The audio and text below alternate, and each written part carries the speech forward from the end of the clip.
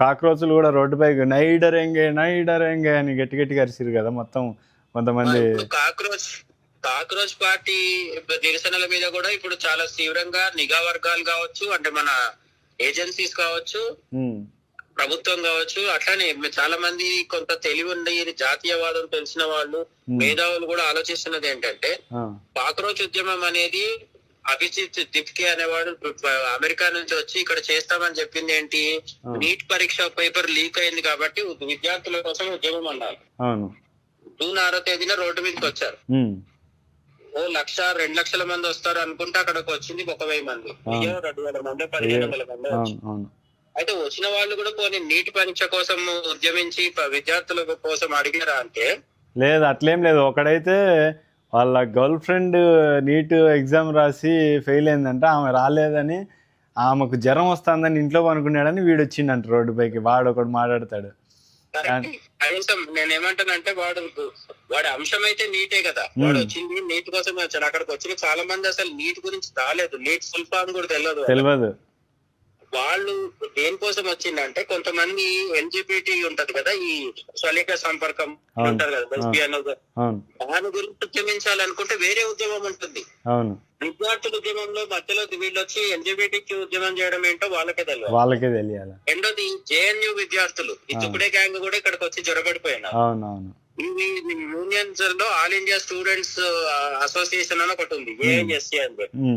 ఇది కమ్యూనిస్ట్ పార్టీల అనుబంధ సంస్థ. వీళ్ళు ప్రతి దాంట్లో దేశ వ్యతిరేకమైన కార్యకలాపాలకి మద్దతు ఇస్తూ ఉంటారు. అటువంటి దానికి అధ్యక్షురాలుగానో ఉపాధ్యక్షురాలుగా ఉన్న ఆమె పేరు నేహా బోరా. ఈమె ఆ రోజు జూన్ 6వ తేదీన కూడా అక్కడ వచ్చి అడావుడి చేసింది, కొంతసేపు వెళ్ళిపోయింది. కానీ ఇప్పుడు చేస్తున్నది ఏంటంటే వీళ్ళు జేఎన్యు లోపల కావచ్చు, జేఎన్యు పరిసరాల్లో కావచ్చు, ఢిల్లీలో 11వ తేదీ నుంచి రోజు ఉద్యమాలు చేస్తున్నారు. వీళ్ళు ఉద్యమాలు చేసే క్రమంలో చేస్తున్నది ఏంటంటే విద్యార్థులు నీట్ పరీక్ష పేపర్ లీకేజ్ అయింది, ధర్మేంద్ర ప్రధాన్ అనే మంత్రి రాజీనామా చేయాలి, ఇవన్నీ పక్కన పెట్టేసింది. వీళ్ళు పక్కన పెట్టి వీళ్ళు చేసిన డిమాండ్ ఏంటంటే ఉమర్ ఖలీద్, షర్జీల్ ఇమాం అనే వాళ్ళని ఎందుకు విడుదల చేయట్లేదు, వాళ్ళకి ఎందుకు బెయిల్ ఇవ్వరు అనేది వీళ్ళ ఉద్యమం. అయితే మనకు జూన్ 6వ తేదీన జరిగిన నిరసనకారుల్లో చాలా మంది యూట్యూబర్లు వెళ్లి మైక్ పెట్టి చికెన్ నెక్ అంటే మీకు తెలుసా అంటే తెలియదు. అక్కడికి వచ్చిన వాళ్ళ తెలివితక్కువతనం ఎంత ఉంది అంటే షర్జీల్ ఇమామ్ ని విడుదల చేయండి, ఉమర్ ఖలీద్ ని విడుదల చేయండి అంటారు, కానీ చికెన్ నెక్ అంటే ఏంటో వాళ్ళకి తెలియదు. ఈ షర్జీల్ ఇమాము, ఉమర్ ఖలీద్ అనే వాళ్ళు చికెన్ నెక్ ని విడదీసేసి నార్త్ ఈస్ట్ అంటే ఈశాన్య భారతదేశాన్ని ప్రధాన భారతదేశంతో విడగొట్టేసి దాన్ని స్వతంత్ర దేశం చేసేద్దామన్నాడు ఉమర్ ఖలీద్. షర్జీల్ ఇమాం కూడా అదే మాట్లాడు. అంటే దేశాన్ని ముక్కలు చేయాలి అనే వ్యాఖ్యలు చేసిన వాళ్ళకి వీళ్ళకి అర్జెంట్ గా బెయిల్ కావాలి. మళ్ళీ వీళ్ళు చెప్పేది ఏంటి, కాక్రోచ్ ఉద్యమం అండి.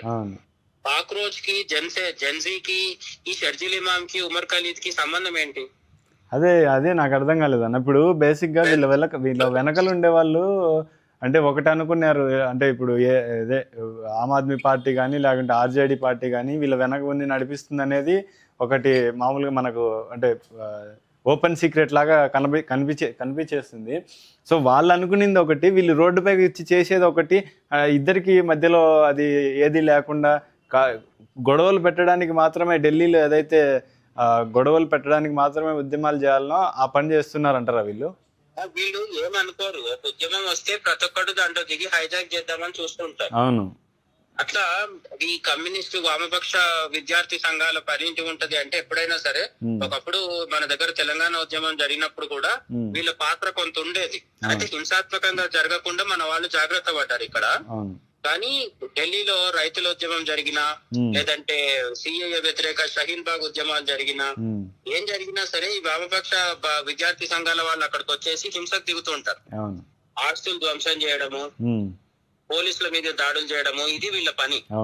అట్లనే ఖలిస్తానీ గ్రూపులు వస్తాయి. ఎర్రకోట మీద ఖలిస్తానీ జెండా ఎగరవేసింది ఎవరు? ఖలిస్తానీలకు పంజాబీ రైతులకు ఏం సంబంధం? కాబట్టి వీళ్ళు ఉద్యమం ఏం జరిగినా సరే హైజాక్ చేస్తారు. ఆమ్ ఆద్మీ పార్టీకి కాక్రోచ్ ఉద్యమం ద్వారా ఏం కావాలి, మళ్ళీ అరవింద్ కేజ్రీవాల్ కి అధికారం కావాలి, పంజాబ్ ఎన్నికల్లో గెలవాలి.